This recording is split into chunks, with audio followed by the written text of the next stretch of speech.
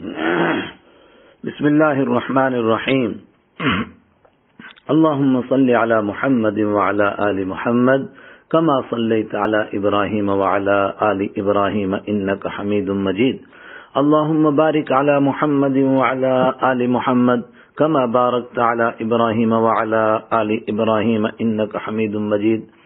یا رب صل وسلم دائما ابدا على حبیبک خیر الخلق كلهم. سامعین محترم، حضرت رسول پاک صلی اللہ علیہ وسلم کی سلسلہ وار سیرت طیبہ کی مجالس میں سے آج مسلسل یہ سلسلہ چل رہا تھا. آج اس کی 41ویں مجلس میں آپ شریک ہیں اور آج انشاءاللہ پیش ہے غزوہ تبوک میں ایمان اور منافقت کی پہچان کس طرح ہوئی اور اس غزوہ کے کیا اسباب تھے اور خاص طور سے اس میں چھپے ہوئے خدائی راز کیا تھے کہ اتنا سخت اس کے لیے حکم دیا گیا. فتح مکہ سے واپس ہو کر 8 ہجری ذی الحجہ کے مہینے سے 9 ہجری کے رجب کے مہینے تک رحمت عالم صلی اللہ علیہ وسلم مدینہ منورہ میں ہی تشریف فرما رہے. بس صحابہ کرام کے وفد دائیں بائیں روانہ فرماتے رہے. انہی وفود میں سے ایک وفد وہ ہے جس وفد نے طے قبیلے کے کچھ لوگ گرفتار کر لیے تھے، جن میں مشہور سخی حاتم طائی کی بیٹی صفانہ بھی گرفتار ہو کر آئی تھی، جس پر ترس کھا کر آپ صلی اللہ علیہ وسلم نے ان کو اور کچھ روایتوں کے مطابق ان کی سفارش پر ان کی ساری قوم کو رہا فرما دیا تھا. اس پر ان کے بھائی حضرت عدی بن حاتم رضی اللہ تعالی عنہ کو ایمان نصیب ہو گیا، جو مشہور صحابی رسول بنے، اور ان کے ساتھ ہی باقی قوم کو بھی ایمان نصیب ہو گیا. یہ چھوٹے موٹے قصے ہوتے رہے، لیکن خود حضرت رسول اکرم صلی اللہ علیہ وسلم مدینہ منورہ میں ہی قیام فرما رہے اور صحابہ کرام کی تعلیم و تربیت میں مصروف رہے. رجب 9 ہجری میں شام سے آنے والے کچھ تاجروں سے پتہ چلا کہ رومی حکومت شام میں رہنے والے کچھ غسانی عربی قبیلوں کی مدد سے مدینہ منورہ پر بہت بڑا حملہ کرنے والی ہے، جو کسی بھی وقت ہو سکتا ہے. آپ صلی اللہ علیہ وسلم نے مزید تحقیق کروائی. معلوم ہوا کہ بات بالکل درست ہے. رومی حکومت اس وقت آدھی دنیا کی مالک تھی. کچھ ہی سال پہلے انہوں نے ایرانی فوج کا بھی برا حال کر دیا تھا. اس کے بعد دنیا میں کوئی ان سے ٹکر لینے کے بارے میں سوچ بھی نہیں سکتا تھا. مستقل فوج کے اعتبار سے بھی وہ دنیا میں سب سے مضبوط حکومت تھی. مدینہ منورہ پر ان کے حملے کی خبر سن کر حضرت رسول اکرم صلی اللہ علیہ وسلم نے صحابہ کرام کو مقابلے کے لیے تیاری کا حکم فرما دیا.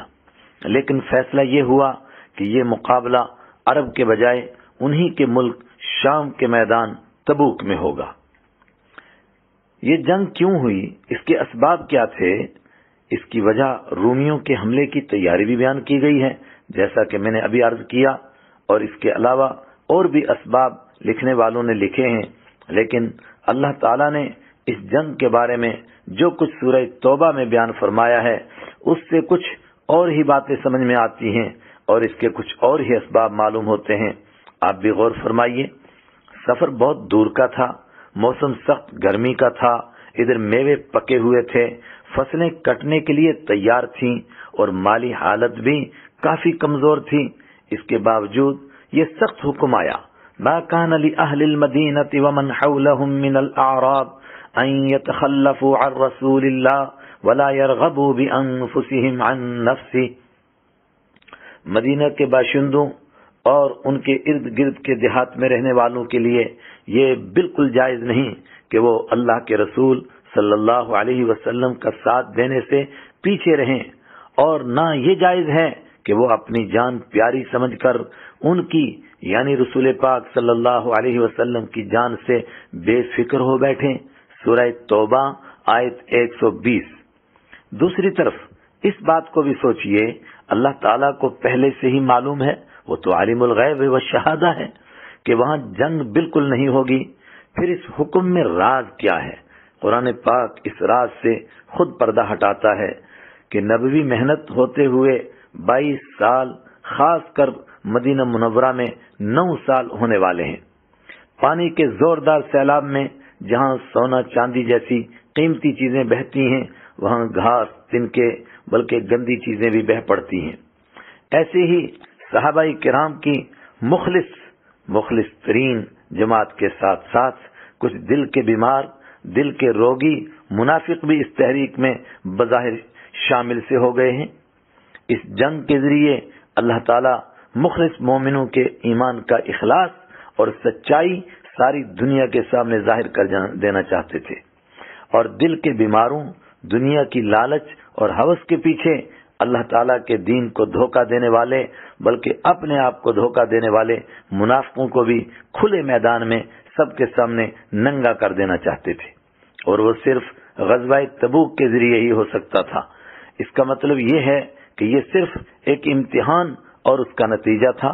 دیکھیے پروردگار کا کلام کیا فرمایا جا رہا ہے، عفا اللہ عنک لما اذنت لهم حتى يتبين لك الذين صدقوا وتعلم الكاذبين لا يستأذنك الذين يؤمنون بالله واليوم الآخر أن يجاهدوا بأموالهم وأنفسهم والله عليم بالمتقين إنما يستأذنك الذين لا يؤمنون بالله واليوم الآخر وارتابت قلوبهم فهم في ريبهم يترددون۔ اے پیغمبر صلی اللہ علیہ وسلم، اللہ نے آپ کو معاف کر دیا، مگر آپ نے ان کو جہاد میں شریک نہ ہونے کی اجازت اس سے پہلے ہی کیوں دے دی کہ آپ پر یہ بات کھل جاتی کہ کون ہیں جنہوں نے سچ بولا، اور آپ جھوٹوں کو بھی اچھی طرح جان لیتے۔ اور جو لوگ اللہ اور یوم آخرت پر ایمان رکھتے ہیں وہ اپنے مال اور جان سے جہاد نہ کرنے کے لیے آپ سے اجازت مانگ ہی نہیں سکتے، اور اللہ متقی لوگوں کو خوب جانتا ہے۔ آپ سے اجازت تو وہی لوگ مانگتے ہیں جو اللہ اور یوم آخرت پر ایمان ہی نہیں رکھتے، اور ان کے دل شک میں پڑے ہوئے ہیں، اور وہ اپنے شک کی وجہ سے ڈاواں ڈول ہیں۔ فہم فی غیبہم یترددون، وہ اپنے شک میں متردد ہیں، ڈاواں ڈول ہیں۔ سورہ توبہ آیت 43، 44، 45۔ نبی اکرم صلی اللہ علیہ وسلم نے صحابہ کرام کو اس مبارک غزوے میں جنت کے وعدے پر اللہ تعالیٰ کی رضا کے لیے مال دینے کا شوق دلوایا۔ پھر کیا تھا، جنت کے طلبگاروں کی تھیلیوں ہی کے نہیں بلکہ بوریوں کے منہ کھل گئے۔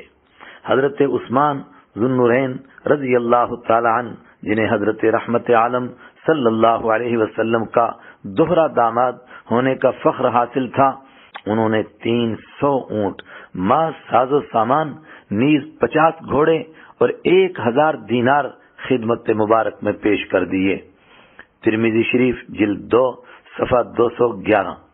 حضرت عبد الرحمن بن عوف رضی اللہ تعالی عنہ نے اللہ تعالی کی محبت اور اس کی رضا کے لیے 40,000 درہم پیش کیے۔ اللہ اکبر۔ فاروق اعظم حضرت عمر فاروق رضی اللہ تعالی عنہ کھڑے ہوئے تو گھر میں جو کچھ بھی تھا اس میں سے آدھا لے کر کے آ گئے۔ حضرت صدیق اکبر سیدنا ابو بکر صدیق رضی اللہ عنہ نے اپنی امتیازی شان اس موقع پر بھی سب سے الگ ہی رکھی۔ وہ گھر تشریف لے گئے اور گھر میں گویا جھاڑو لگا کر جو کچھ تھا سب لا کر پیش کر دیا۔ سوال کیا گیا، گھر میں کیا چھوڑ کر آئے ہو؟ عرض کیا، اللہ اور اس کے حبیب صلی اللہ علیہ وسلم کی محبت چھوڑ آیا ہوں۔ حضرت ابو بکر صدیق رضی اللہ عنہ نے ایسا زندگی میں کئی بار کیا۔ یہ ایک ہلکی سی مثال ہے، ورنہ حقیقت یہ ہے کہ یہاں ہر کوئی قربانی اور اخلاص میں ایک دوسرے سے آگے نکلنے کا متمنی اور اسی کے لیے کوشاں تھا۔ ایک صحابی حضرت ابو عقیل انصاری رضی اللہ تعالیٰ عنہ یا حضرت ابو حبحاب ابن عقیل رضی اللہ تعالیٰ عنہ، یعنی دونوں طرح ان کا نام آتا ہے، اندر باہر ہر جگہ انہوں نے نظر ماری، کہیں کچھ دینے کے لیے نظر نہیں آیا۔ آخرکار ساری رات ایک یہودی کے باغ میں پانی لگانے کی مزدوری کی، جہاں سے صرف 4 سیر کھجوریں ملیں، جن میں سے 2 سیر اپنے بچوں کے لیے رکھ لیں اور 2 سیر آپ صلی اللہ علیہ وسلم کی خدمت میں حاضر کر دیں، اور اپنی مزدوری کا پورا قصہ بھی سنا دیا۔ نبی اکرم صلی اللہ علیہ وسلم اس اخلاص سے اتنے خوش ہوئے کہ فرمایا یہ 2 سیر کھجور برکت کے لیے چندے کے پورے ڈھیر پر بکھیر دو۔ دوسری طرف منافق 2 پیسے دینے کے بجائے صرف مسلمانوں کا مذاق اڑا رہے تھے اور مذاق اڑانے میں لگے ہوئے تھے۔ اگر کوئی زیادہ مال خدمت اقدس میں حاضر کرتا تو یہ اس کو ترچھی نگاہوں سے دیکھتے اور ایک دوسرے کو کہتے، اوہو کتنا بڑا ریاکار ہے، لوگوں کو دکھلانے کے لیے لا رہا ہے۔ اور اگر حضرت عقیل رضی اللہ تعالیٰ عنہ یا حضرت ابو حبحاب بن عقیل رضی اللہ تعالیٰ عنہ جیسے کوئی مزدوری کر کے کچھ لے آتا تھا تو یہ ہنس ہنس کے کہتے تھے، ارے اس پہلوان کو تو دیکھو، 2 سیر کھجور لے کر رومی حکومت سے جنگ کرنے چلا ہے۔ قرآن کریم نے ان کے اس بےہودہ تبصرے کی طرف اشارہ کرتے ہوئے فرمایا، الذین یلمزون المطوعین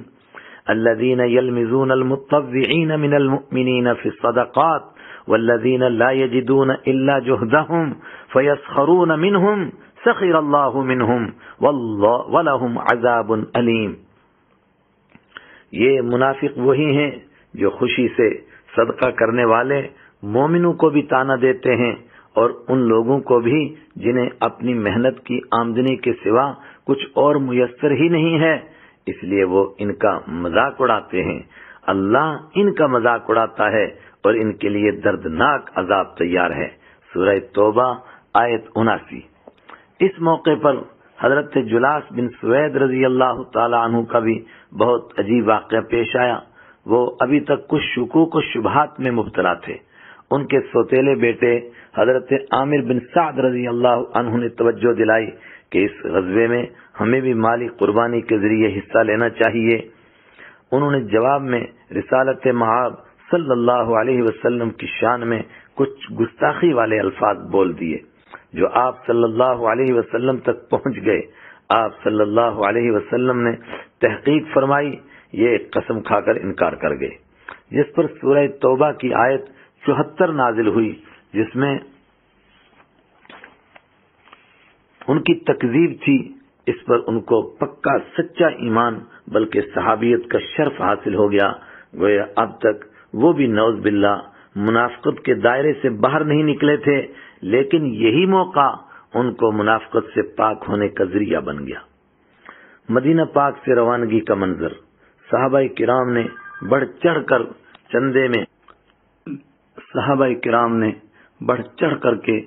چندہ میں حصہ لیا، مگر خرچہ اس سے کہیں زیادہ تھا، یہاں تک کہ سواری کے اونٹ بھی پورے نہیں ہوئے۔ ایک ایک اونٹ پر 2 اور 3 حضرات سوار ہوئے، بلکہ بعض روایات کے مطابق تو ایک اونٹ کے ساتھ 6 7 بلکہ بعض نے 8 حضرات کا بھی ذکر کیا ہے کہ باری باری سوار ہوتے تھے۔ واللہ عالم۔ سبحان اللہ، کچھ بے بس صحابہ کرام ایسے بھی تھے جو جانے کے لیے ترس رہے تھے، مگر نہ زیادہ راہ ان کے پاس تھا، نہ زیادہ سفر تھا، نہ سواری تھی، بس صرف آنسو تھے جن کی برسات لگا کر اپنے آپ کو تسلی دیتے تھے۔ انہی میں حضرت ابو موسیٰ اشعری رضی اللہ تعالی عنہ بھی اپنی برادری کے کچھ حضرات کو لے کر حاضر ہوئے کہ ہمیں بھی سواری عنایت ہو جائے تو ہم بھی آپ کے ساتھ چلیں۔ آپ صلی اللہ علیہ وسلم نے فرمایا، میرے پاس دینے کے لیے کچھ ہے ہی نہیں۔ وہ روتے ہوئے واپس مڑ گئے۔ اللہ پاک نے اپنے کرم سے کہیں سے سواریاں پہنچا دیں جس سے ان کی امیدیں بھر آئیں۔ قرآن کریم کی اس آیت میں اکثر مفسرین کے مطابق انہی کے اس قصے کی طرف اشارہ ہے۔ وَلَا عَلَى الَّذِينَ إِذَا مَا أَتَوْكَ لِتَحْمِلَهُمْ قُلْتَ لَا أَجِدُ مَا أَحْمِلُكُمْ عَلَيْهِ تَوَلَّوْا وَأَعْيُنُهُمْ تَفِيضُ مِنَ الدَّمْعِ حَزَنًا أَلَّا يَجِدُوا مَا يُنْفِقُونَ۔ اور نہ ان لوگوں پر کوئی گناہ ہے جن کا حال یہ ہے کہ جب وہ تمہارے پاس اس غرض سے آئے کہ تم انہیں کوئی سواری مہیا کر دو اور تم نے کہا میرے پاس تو کوئی ایسی چیز نہیں ہے جس پر میں تمہیں سوار کر سکوں، تو وہ اس حالت میں واپس گئے کہ ان کی آنکھیں اس غم میں آنسوؤں سے بہہ رہی تھیں کہ ان کے پاس خرچ کرنے کے لیے کچھ نہیں۔ سورہ توبہ آیت 92۔ دوسری طرف منافقین بس بہانے تلاش کر رہے تھے اور قسمیں کھا کھا کر جھوٹے عذر پیش کر رہے تھے۔ پھر عذر بھی کس طرح کے؟ ایک منافق کے بہانے سے اندازہ لگا لیجئے دوسرے لوگ کیا کر رہے ہوں گے۔ جد بن قیس نامی ایک منافق نے عذر پیش کیا کہ میں عاشق مزاج انسان ہوں۔ اعوذ باللہ من الشیطان الرجیم۔ کیسا عذر پیش کر رہا ہے؟ کہتا ہے میں عاشق مزاج انسان ہوں، اگر میں تمہارے ساتھ جاؤں گا تو مجھے عورتوں کی وجہ سے فتنے میں پڑنے کا اندیشہ ہے، اس لیے مجھے یہیں چھوڑ جاؤ۔ ایسے ہی لوگوں کے لیے قرآن کریم نے یہ ارشاد ہے وَمِنْهُمْ مَنْ يَقُولُ ذَلِّي وَلَا تَفْتِنِّي أَلَا فِي الْفِتْنَةِ سَقَطُوا وَإِنَّ جَهَنَّمَ لَمُحِيطَةٌ بِالْكَافِرِينَ۔ اور انہی میں، ان منافقوں میں وہ لوگ بھی ہیں جو کہتے ہیں کہ مجھے جہاد میں نہ جانے کی اجازت دے دیجئے اور مجھے فتنے میں نہ ڈالیے۔ ارے فتنے میں ہی تو یہ خود پڑے ہوئے ہیں، اور یقین رکھو کہ جہنم سارے کافروں کو گھیرے میں لینے والی ہے۔ سورہ توبہ آیت 49۔ چنانچہ تقریباً 30,000 سے زائد صحابہ کرام کا لشکر تیار ہو گیا، جس نے مدینہ منورہ سے کوئی 750 کلومیٹر دور تبوک کے لیے رخت سفر باندھا۔ اکثر منافقین تو پیچھے رہ گئے، مگر کچھ ایک منافق بھی منافقت کے لیے ساتھ چل پڑے۔ یہ قافلہ سخت گرم دھوپ میں ریگستانوں کو پھلانگتے ہوئے جا رہا تھا۔ راستے میں مشکلات اور مصائب کے کئی سارے واقعات پیش آئے۔ بس ایک دو واقعات آپ بھی سنتے چلیں جس سے اندازہ ہو جائے گا۔ راستے میں ایک بہت لمبے ریگستان میں سے گزرنا پڑا، جس میں دور دور تک کہیں پانی کا نام و نشان نہ تھا، اور لوگوں کے پاس موجود پانی بھی ختم ہونے لگا تھا۔ چنانچہ حلق سوکھنے لگے اور زبانیں باہر کو آنے لگ گئیں، تو مجبور ہو کر اونٹ ذبح کیے گئے اور ان کی آنتوں کے نچوڑے ہوئے پانی سے جان بچائی گئی۔ اللہ اکبر۔ پھر ایک اور لمبا لق و دق صحرا آیا کہ جس میں نہ کوئی کنواں تھا، نہ کوئی نہر تھی، نہ کوئی دریا تھا۔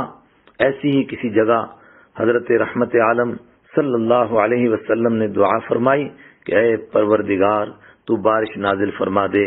چنانچہ اسی وقت بارش ہوئی اور اس سے اپنی اپنی ضروریات کو پورا کیا گیا۔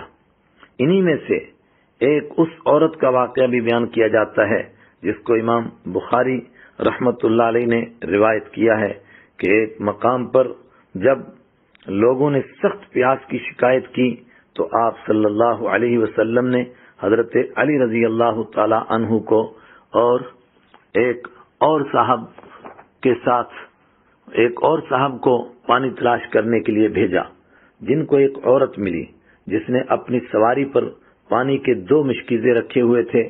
اس سے پوچھا گیا کہ پانی کتنا دور ہے؟ اس نے جواب دیا یہاں سے پورے 1 دن کی مسافت کی دوری پر ہے۔ اس پر یہ حضرات اس عورت کو رسول اکرم صلی اللہ علیہ وسلم کے پاس لے کر گئے۔ آپ صلی اللہ علیہ وسلم نے اس کے دونوں مشکیزوں میں سے تھوڑا سا پانی ایک برتن میں لے کر دعا فرمائی۔ اللہ تعالیٰ نے اس میں اتنی برکت عطا فرمائی کہ تمام لشکر نے پانی پیا بھی، پلایا بھی اور ضرورت کے لیے بھر کر رکھا بھی، اور اس کے مشکیزے میں بھی پہلے سے زیادہ بھر گئے۔ پھر اس عورت کو کھجوروں، آٹا اور ستو کے ہدیے کی ایک پوٹ بھی دی گئی۔ ایک وقت زمانے کے بعد اس معجزے اور اخلاق کی برکت سے اللہ تعالیٰ نے اس کو اور اس کے سارے قبیلے کو ایمان نصیب فرما دیا۔ عشق کبھی کبھی سوار کو سواری بھی بنا دیتا ہے۔ اس جنگ میں منافق تو بہانے کر کر کے پیچھے رہ رہے تھے۔ کچھ ایک مخلص ایمان والے بھی آج کل کرتے کرتے پیچھے رہ گئے تھے۔ ان میں حضرت ابو حیثمہ رضی اللہ تعالی عنہ بھی تھے۔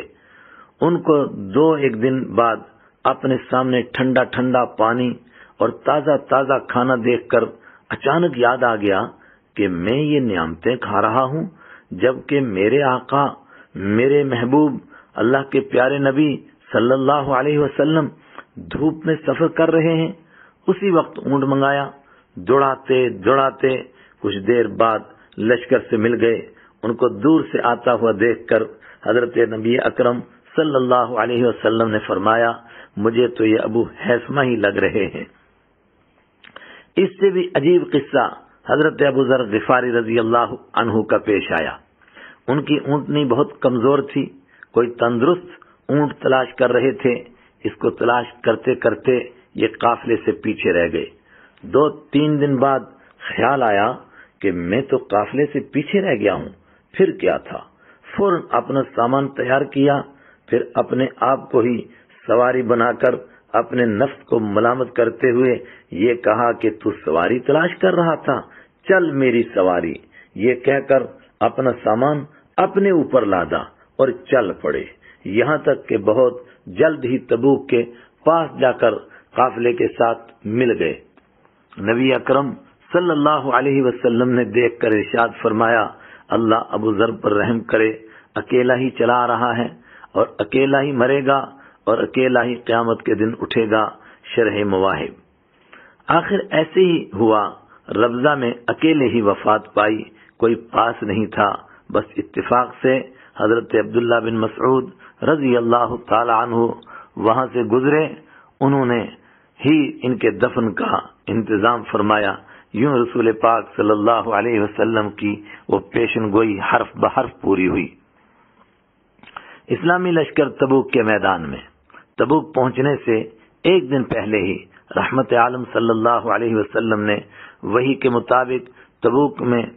کے مطابق ایک پیشن گوئی فرمائی کہ تبوک میں تمہیں ایک چشمہ نظر آئے گا جس کا پانی بالکل سوکھ رہا ہوگا، مجھ سے پہلے اس میں سے کوئی پانی نہ لینا۔ دوسرے دن تبوک پہنچ کر دیکھا، وہ چشمہ اسی طرح نظر آیا، اس میں سے ایک ایک قطرہ پانی نکل رہا تھا۔ قطرہ قطرہ کر کے تھوڑا سا پانی جمع ہوا، وہ جمع شدہ پانی حضرت رسول اکرم صلی اللہ علیہ وسلم کی خدمت مبارک میں پیش کیا گیا۔ آپ صلی اللہ علیہ وسلم نے اس پانی سے چہرہ مبارک اور ہاتھ مبارک دھوئے اور وہی پانی واپس چشمے میں ڈال دیا، جس کی برکت سے چشمے میں سے پانی ابلنے لگ گیا۔ اور کچھ لکھنے والوں نے لکھا ہے کہ 1450 سال تک یہ چشمہ اسی طرح ابل رہا تھا، لیکن 1957 میں اس سے کچھ نشیبی جگہ میں کچھ ٹیوب ویلز کھودنے کی وجہ سے اس چشمے کا پانی ان ٹیوب ویلوں میں منتقل ہو گیا اور یہ چشمہ سوکھ گیا۔ سبحان اللہ، یہ آپ صلی اللہ علیہ وسلم کا زندہ معجزہ ہے۔ یہ علاقہ خشک اور سوکھا ہوا تھا۔ اس موقع پر رحمت عالم صلی اللہ علیہ وسلم نے حضرت معاذ رضی اللہ تعالیٰ عنہ سے فرمایا کہ اگر آپ زندہ رہے تو آپ اس علاقے کو باغوں سے بھرا ہوا دیکھو گے۔ یہ پیشن گوئی بھی بالکل اسی طرح پوری ہوئی۔ مسلم شریف حدیث نمبر 1030۔ اسلامی لشکر تبوک کیا پہنچا، رومی حکومت تو ششدر رہ گئی۔ ان کی فوج مقابلہ کیا کرتی، اس سارے علاقے کو چھوڑ کر بھاگ گئی۔ حیران و پریشان ہو گئے کہ یہ انسان ہیں یا فرشتے ہیں۔ اتنا لمبا سفر، اللہ اکبر، اتنا لمبا سفر طے کر کے دنیا کی سب سے بڑی طاقت کے ساتھ مقابلہ کرنے کے لیے آ گئے ہیں۔ غزوہ موتا میں رومی فوجیوں نے مسلمانوں کی بہادری تو دیکھ ہی لی تھی۔ نبی اکرم صلی اللہ علیہ وسلم اس میدان میں پورے 20 دن تک ان کا انتظار کرتے رہے، لیکن کسی مائی کے لال کو ان کی طرف دیکھنے کی بھی ہمت نہیں ہوئی، بلکہ وہ عربی قبائل جو رومی حکومت کے ساتھ یہ سوچ کر مل گئے تھے کہ رومیوں کا کوئی مقابلہ کر سکتا ہی نہیں، آہستہ آہستہ ان سب نے رحمت عالم صلی اللہ علیہ وسلم کے ساتھ یا تو صلح کا یا اسلامی حکومت کے ماتحت رہنے کا معاہدہ کر لیا۔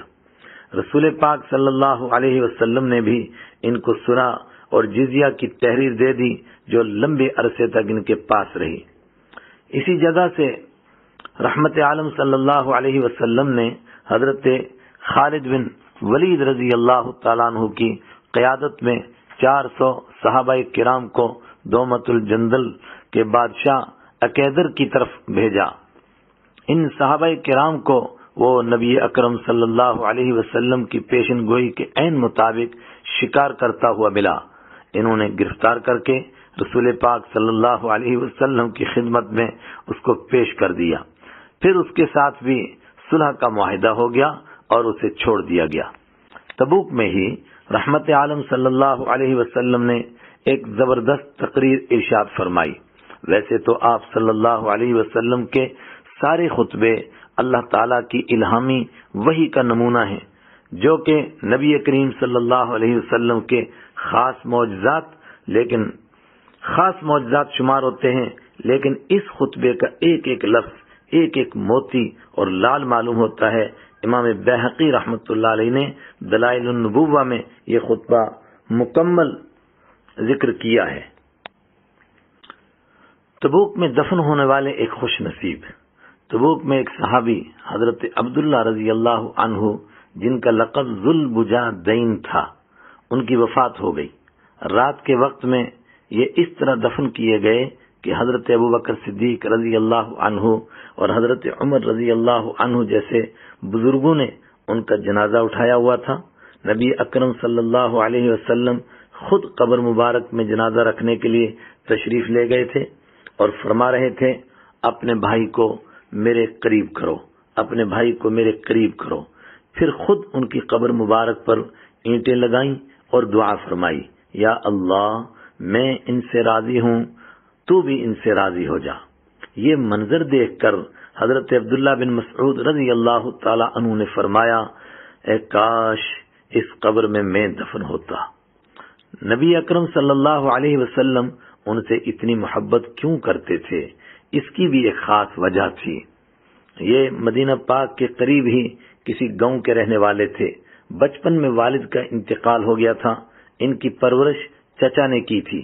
جب یہ بڑے ہوئے تو چچا نے ان کو کئی مویشی دے کر الگ کر دیا۔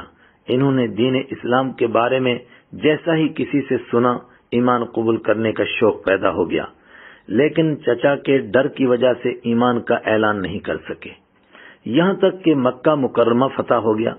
چچا کے پاس گئے، اس کو اپنے دل کی بات بتائی اور اس کو بھی دین کی دعوت دی۔ اس نے آگے سے دھمکی دے دی کہ اگر تو مسلمان ہو گیا تو میں تجھ سے سب کچھ چھین لوں گا۔ انہوں نے کہا، یہ دنیا تو فانی ہے اور میں خدا کے دین کے بغیر رہ نہیں سکتا۔ اس نے سارا مال بلکہ ان کے بدن کے کپڑے بھی چھین لیے۔ یہ اپنی والدہ کے پاس تشریف لے گئے اور کہا، میں نے شرک کا راستہ چھوڑ کر توحید کا راستہ اپنا لیا ہے، اسی لیے چچا نے سب کچھ مجھ سے چھین لیا ہے۔ آپ مجھے بدن چھپانے کے لیے کچھ دے دیں تو میں نبی اکرم صلی اللہ علیہ وسلم کی خدمت اقدس میں چلا جاؤں۔ ماں آخر ماں ہوتی ہے۔ ماں نے ان کو ایک کمبل دے دیا۔ انہوں نے پھاڑ کر آدھے کمبل کی لنگی یعنی تہمت بنا لی اور آدھا اوڑھ لیا۔ اسی حال میں مدینہ کی طرف چل پڑے۔ مسجد نبی پہنچے، تھکے ہوئے تھے، ایک دیوار کے ساتھ ٹیک لگا کر بیٹھ گئے۔ نبی اکرم صلی اللہ علیہ وسلم جس وقت مسجد میں تشریف لائے، پوچھا کون؟ جواب دیا، ایک فقیر مسافر ہوں، آپ کے دیدار اور ہدایت کی طلب میں آیا ہوں اور میرا نام عبد العزیٰ ہے۔ رحمت عالم صلی اللہ علیہ وسلم نے ان کا نام بدل کر عبداللہ رکھ دیا اور ان کو بھی صفہ والے صحابہ کرام میں شامل فرما لیا۔ یہ بہت شوق سے قرآن پاک سیکھتے تھے۔ ایک مرتبہ زور زور سے تلاوت فرما رہے تھے۔ حضرت عمر رضی اللہ تعالیٰ عنہ نے فرمایا، یہ دیہاتی زور زور سے قرآن کریم پڑھتا ہے، لوگوں کو تلاوت کرنے میں الجھن پیدا ہوتی ہے۔ رحمت عالم صلی اللہ علیہ وسلم نے سن کر ارشاد فرمایا، عمر رہنے دو، یہ اللہ اور اللہ کے رسول کے لیے سب کچھ چھوڑ کر آ گیا ہے۔ مدارج النبوہ صور من حیات الصحابہ، صفحہ 379۔ تبوک کی طرف جاتے ہوئے انہوں نے شہادت کی دعا کروانی چاہی۔ آپ صلی اللہ علیہ وسلم نے فرمایا، اے اللہ ان کے خون کو کافروں پر حرام فرما دے۔ انہوں نے عرض کیا، لیکن مجھے تو شہادت کی تڑپ ہے۔ حضرت نبی اکرم صلی اللہ علیہ وسلم نے ارشاد فرمایا، جو بخار سے اس راستے میں مر جائے وہ بھی اللہ کے نزدیک شہید ہے۔ تبوک میں ایسا ہی ہوا، انہیں تیز بخار چڑھا اور اسی سے ان کو شہادت نصیب ہو گئی۔ تبوک سے خیر و عافیت سے واپسی۔ تبوک سے اللہ کے کرم سے خیریت سے واپسی ہوئی۔ مدینہ منورہ میں خوشی کی ہوائیں چلنے لگیں، کیونکہ منافق بار بار تبصرے کر کر کے مسلمانوں کا دل جلاتے تھے۔ کوئی کہتا تھا ان میں سے تو ایک بھی بچ کر واپس زندہ نہیں آئے گا، کوئی کہتا رومی ان کو باندھ کر کسی جزیرے میں پھینک دیں گے، رومی ان کو رسیوں میں باندھ کر جکڑ کر کسی جزیرے میں پھینک دیں گے۔ اب جس وقت قافلے کی واپسی کا پتہ چلا، منافقوں کے منہ پر مٹی پڑ گئی، ان کے تو ہاتھوں کے طوطے اڑ گئے، اور جو ایمان والے بچے عورتیں اور بزرگ وغیرہ مدینہ میں تھے وہ بہت خوش ہو گئے۔ مدینہ منورہ سے باہر آ کر سب نے استقبال کیا، خوش آمدید کہا۔ بچے بچیوں نے طلع البدر علینا من ثنیات الوداع والا وہ ترانہ پڑھا جو ہجرت کے وقت رحمت عالم صلی اللہ علیہ وسلم کے تشریف لانے پر پڑھا تھا۔ رحمت عالم صلی اللہ علیہ وسلم عادت کے مطابق سیدھے مسجد میں تشریف لے گئے۔ منافق آ کر اپنی جھوٹی ہمدردی جتلا رہے تھے اور عذر اور بہانے کر کر کے اپنی غیر حاضری معاف کروا رہے تھے۔ نبی اکرم صلی اللہ علیہ وسلم بھی سب کو درگزر کرتے جا رہے تھے۔ قرآن کریم نے اس بارے میں پہلے ہی پیشن گوئی کر دی تھی، سَيَحْلِفُونَ بِاللَّهِ لَكُمْ إِذَا انقَلَبْتُمْ إِلَيْهِمْ لِتُعْرِضُوا عَنْهُمْ فَأَعْرِضُوا عَنْهُمْ إِنَّهُمْ رِجْسٌ وَمَأْوَاهُمْ جَهَنَّمُ جَزَاءً بِمَا كَانُوا يَكْسِبُونَ يَحْلِفُونَ لَكُمْ لِتَرْضَوْا عَنْهُمْ فَإِن تَرْضَوْا عَنْهُمْ فَإِنَّ اللَّهَ لَا يَرْضَى عَنِ الْقَوْمِ الْفَاسِقِينَ۔ جب تم ان کے پاس واپس جاؤ گے تو یہ لوگ تمہارے سامنے اللہ کی قسمیں کھائیں گے تاکہ تم ان سے درگزر کرو، لہذا تم بھی ان سے درگزر کر دینا۔ یقین جانو یہ سراپا گندگی ہے، اور جو کمائی یہ کرتے رہے ہیں اس کے نتیجے میں ان کا ٹھکانہ جہنم ہے۔ یہ تمہارے سامنے قسمیں کھاتے ہیں تاکہ تم ان سے راضی ہو جاؤ، تو اگر تم ان سے راضی ہو بھی جاؤ پھر بھی اللہ تعالیٰ تو نافرمان لوگوں سے راضی نہیں ہوتا۔ سورہ توبہ آیت 95-96۔ اس سفر میں جو چند منافقت کے لیے ساتھ چل دیے تھے، واپسی میں مدینہ کے قریب پہنچ کر انہوں نے ایک گناونی سازش کی کہ اس سفر سے واپسی پر رات کی چاندنی میں رسول اکرم صلی اللہ علیہ وسلم کو ایک تنگ گھاٹی سے اکیلے گزرتے ہوئے دیکھ کر حملہ کر دیا، مگر حضرت حذیفہ بن یمان رضی اللہ تعالی عنہ اور حضرت عمار بن یاسر رضی اللہ تعالی عنہ جو آپ صلی اللہ علیہ وسلم کے ساتھ تھے، انہوں نے ان کو بھاگنے پر مجبور کر دیا۔ اور بعض روایات میں یہ بھی ہے کہ آپ صلی اللہ علیہ وسلم نے ان کو آواز دی، اس پر یہ ڈر کے مارے بھاگ گئے کہ ہم پہچانے گے۔ یہ رات کی تاریکی میں حملہ آور ہوئے تھے اور چہرے بھی چھپائے ہوئے تھے، لیکن آپ صلی اللہ علیہ وسلم نے وحی کے مطابق حضرت حذیفہ بن یمان رضی اللہ عنہ کو ان تمام کے نام بتا دیے، اسی لیے ان کو رسول پاک صلی اللہ علیہ وسلم کا رازداں کہا جاتا ہے۔ یہ مشہور روایت کے مطابق 12 منافق تھے، اور یہاں یہ بات بھی یاد رکھنی چاہیے، بعض لوگوں نے تو کہا ہے، نہیں اکثر نے یہی کہا کہ یہ آپ کے ساتھ گئے ہوئے تھے، اور بعض کہتے ہیں کہ نہیں، یہ مدینہ منورہ سے اسی موقع پر آئے تھے حملہ کرنے کے لیے۔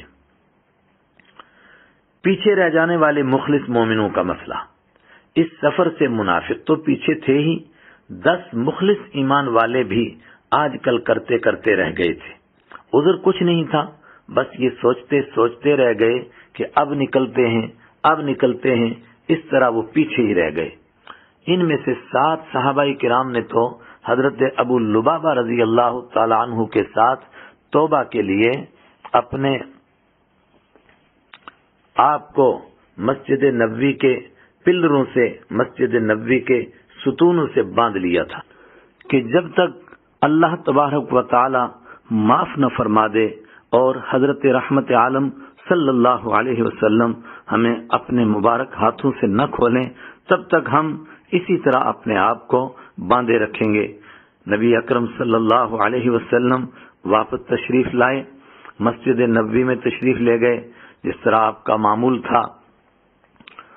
آپ نے مسجد نبوی میں تحیت المسجد پڑھنے کے بعد ان کو بندھے ہوئے دیکھ کر وجہ پوچھی کہ کیا ہوا ان کو. لوگوں نے تفصیل بتائی. آپ صلی اللہ علیہ وسلم نے فرمایا اب میں بھی ان کو نہیں کھولوں گا جب تک کہ اللہ تعالی ہی ان کی توبہ قبول نہ فرما دیں اور پھر مجھے ان کو کھولنے کا حکم دیں.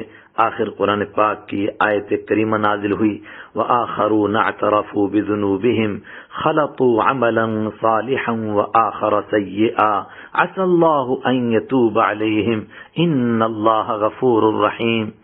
اور کچھ لوگ وہ ہیں جنہوں نے اپنی کوتاہیوں کا اعتراف کر لیا ہے، انہوں نے ملے جلے عمل کیے ہیں، کچھ نیک کام اور کچھ برے. امید ہے کہ اللہ ان کی توبہ قبول کر لے گا. یقیناً اللہ بہت بخشنے والا بڑا مہربان ہے. سورہ توبہ آیت 102. توبہ قبول ہوئی تو حضرت رحمت عالم صلی اللہ علیہ وسلم نے یہ اپنے مبارک ہاتھوں سے کھول کر آزاد فرما دیے. اس موقع پر یہ حضرات کچھ صدقات لے کر آئے جس کے بارے میں اللہ تعالیٰ نے فرمایا خذ من اموالہم صدقۃ تطہرہم وتزکیہم بہا وصل علیہم ان صلاتک سکن لہم واللہ سمیع علیم. اے پیغمبر صلی اللہ علیہ وسلم ان کے اموال میں سے صدقہ وصول فرما لیجئے جس کے ذریعے آپ انہیں پاک کریں گے اور ان کے لیے باعث برکت بنیں گے اور ان کے لیے دعا بھی فرمائیے. یقیناً آپ کی دعا ان کے لیے سراپا تسکین ہے اور اللہ ہر بات سنتا اور سب کچھ جانتا ہے. سورہ توبہ آیت 103. یاد رہے حضرت ابو لبابہ رضی اللہ تعالی عنہ سے اس سے پہلے بنو قریظہ کے موقع پر بھی ایک لغزش ہو گئی تھی. غزوہ بنو قریظہ کے موقع پر، اس موقع پر بھی انہوں نے توبہ کے لیے اپنے آپ کو مسجد نبوی کے ستونوں میں سے ایک ستون سے باندھا تھا. استوانہ ابی لبابہ اسی وقت کی یادگار ہے اکثر مفسرین کے نزدیک. ہاں بعض حضرات کہتے ہیں کہ استوانہ ابی لبابہ اس وقت کی نہیں بلکہ اس موقع کی غزوہ تبوک کے موقع کی یادگار ہے، لیکن زیادہ تر کا خیال ہے کہ نہیں، وہ غزوہ بنو قریظہ کے موقع پر جب انہوں نے باندھا تھا اس موقع کی یادگار ہے. واللہ عالم. 3 بڑے مخلص صحابہ کرام کا واقعہ. ان 7 حضرات کے علاوہ 3 حضرات اور تھے جو بہت ہی بلند مرتبہ والے تھے، لیکن آج کل کرتے کرتے وہ بھی رہ گئے تھے. انہوں نے نعوذ باللہ نہ تو منافقوں کی طرح جھوٹے عذر بہانے پیش کیے اور نہ ہی اپنے آپ کو دوسرے 7 صحابہ کرام کی طرح ستونوں کے ساتھ باندھا، چونکہ وہ سمجھتے تھے کہ ہمارا معاملہ ان سے بھی زیادہ خطرے کا ہے، چونکہ بڑے حضرات تھے. یہ حضرت کعب بن مالک رضی اللہ عنہ، حضرت ہلال بن امیہ رضی اللہ عنہ اور حضرت مرارہ بن ربیع رضی اللہ عنہ تھے. یہ بہت بلند شان والے صحابی تھے، ہمیشہ ہر وقت پاس رہنے والے تھے. بلکہ ان میں سے حضرت ہلال بن امیہ اور حضرت مرارہ بن ربیع رضی اللہ عنہما تو بدری صحابی تھے. اسی وجہ سے ان کو سب سے زیادہ شرمندگی ہوئی اور سزا بھی سب سے بڑھ گئی. ان میں سے حضرت کعب بن مالک رضی اللہ عنہ اپنا واقعہ بڑی تفصیل سے بیان فرماتے ہیں جو بخاری شریف میں بھی موجود ہے. خلاصہ اس کا یہ ہے کہ ہمارے پیچھے رہنے کی کوئی اور وجہ، کوئی اور عذر نہیں تھا، بس آج کل کرتے کرتے ہم پیچھے رہ گئے، اور پھر اتنی دیر ہو گئی کہ اب پہنچ ہی نہیں سکتے تھے۔ لیکن جس وقت مدینہ منورہ میں صرف منافقوں اور معذوروں کو دیکھتے تھے، شرمندگی بہت ہوتی تھی۔ نبی اکرم صلی اللہ علیہ وسلم واپس تشریف لائے، ہم نے سچ سچ سب باتیں بتا دی۔ رحمت عالم صلی اللہ علیہ وسلم نے اللہ تعالیٰ کے حکم پر ہمارا مقدمہ پیچھے کر دیا، اور لوگوں کو ہمارے ساتھ بات چیت کرنے، اٹھنے بیٹھنے، ہر قسم کے میل جول سے منع فرما دیا، یہاں تک کہ کچھ عرصے بعد ہمارے اہل خانہ کو بھی ہم سے الگ کر دیا۔ اسی طرح 50 دن گزر گئے اور ہماری حالت وہ ہو گئی جو خود قرآن کریم نے بیان فرمائی ہے کہ زمین کشادہ ہونے کے باوجود ہمارے لیے تنگ ہو گئی۔ پھر 50 دنوں کے بعد توبہ کے اعلان کے ساتھ یہ آیات نازل ہوئیں، وَعَلَى الثَّلَاثَةِ الَّذِينَ خُلِّفُوا حَتَّى إِذَا ضَاقَتْ عَلَيْهِمُ الْأَرْضُ بِمَا رَحُبَتْ وَضَاقَتْ عَلَيْهِمْ أَنفُسُهُمْ وَظَنُّوا أَن لَّا مَلْجَأَ مِنَ اللَّهِ إِلَّا إِلَيْهِ ثُمَّ تَابَ عَلَيْهِمْ لِيَتُوبُوا إِنَّ اللَّهَ هُوَ التَّوَّابُ الرَّحِيمُ۔ اور ان تین پر بھی اللہ نے نظر رحمت فرمائی جن کا فیصلہ ملتوی کر دیا گیا تھا، یہاں تک کہ جب ان پر یہ زمین اپنی ساری وسعتوں کے باوجود تنگ ہو گئی، ان کی زندگیاں ان پر دوبر ہو گئیں، اور انہوں نے سمجھ لیا کہ اللہ کی پکڑ سے خود اسی کی پناہ میں آئے بغیر کہیں اور پناہ نہیں مل سکتی۔ تو پھر اللہ نے ان پر رحم فرمایا تاکہ وہ آئندہ اللہ سے رجوع کیا کریں۔ یقین جانو اللہ بہت معاف کرنے والا، اللہ بہت معاف کرنے والا، بڑا مہربان ہے۔ ان اللہ هو التواب الرحیم، سورہ توبہ آیت 118۔ اللہ کی طرف سے اتنی بڑی خوشی ملنے پر حضرت کعب بن مالک رضی اللہ عنہ نے تمنا کی کہ میں اپنا سب کچھ، سارا مال اللہ کے راستے میں صدقہ کر دوں۔ آپ صلی اللہ علیہ وسلم نے فرمایا یہ زیادہ ہے۔ پھر انہوں نے آدھا مال صدقہ کرنے کی گزارش کی، آپ صلی اللہ علیہ وسلم نے فرمایا یہ بھی زیادہ ہے۔ پھر انہوں نے 3 حصے کر کے ایک حصے کے لیے عرض کیا، آپ صلی اللہ علیہ وسلم نے فرمایا اتنا کر دو لیکن یہ بھی زیادہ ہے۔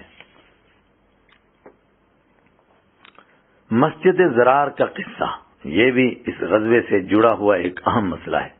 منافقوں نے قباء کی مبارک مسجد کے ساتھ ہی ایک گھر بنایا، قباء کی جو مشہور مسجد ہے اس کے ساتھ ہی ایک گھر بنایا۔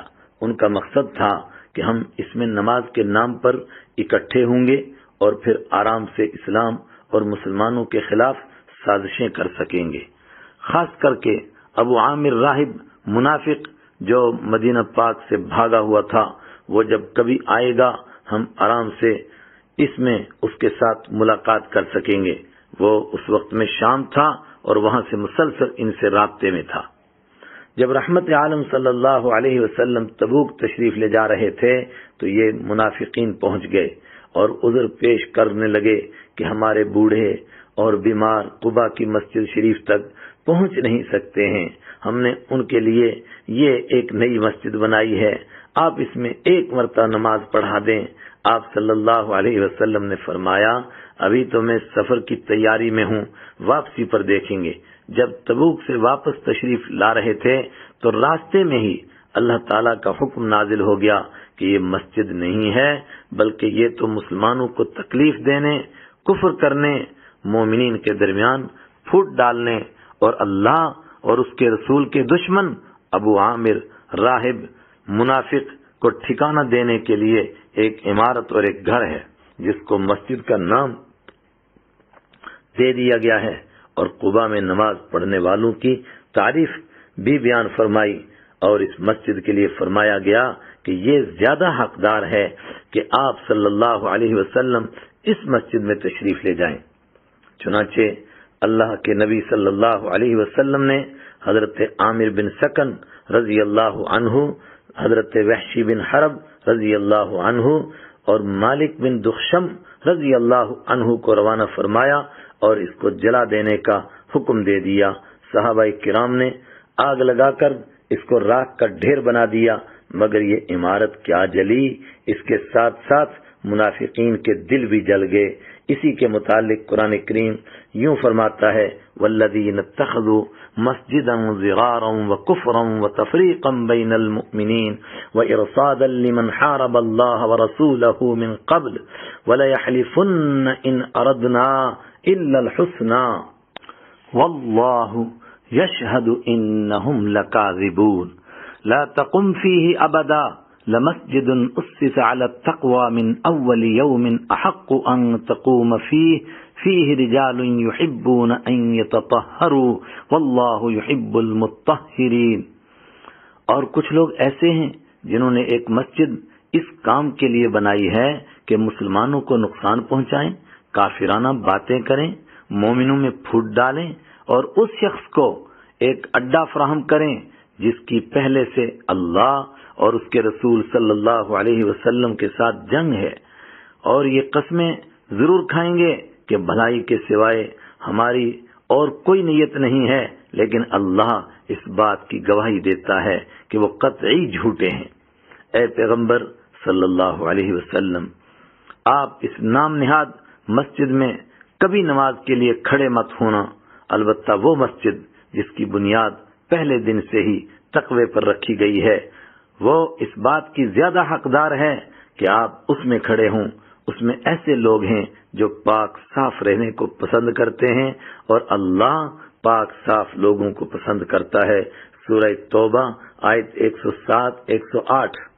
غزوہ تبوک کے تذکرے کے لیے اللہ رب العزت نے سورہ توبہ کا مکمل آدھا حصہ نازل فرمایا، یعنی آخر والا آدھا حصہ۔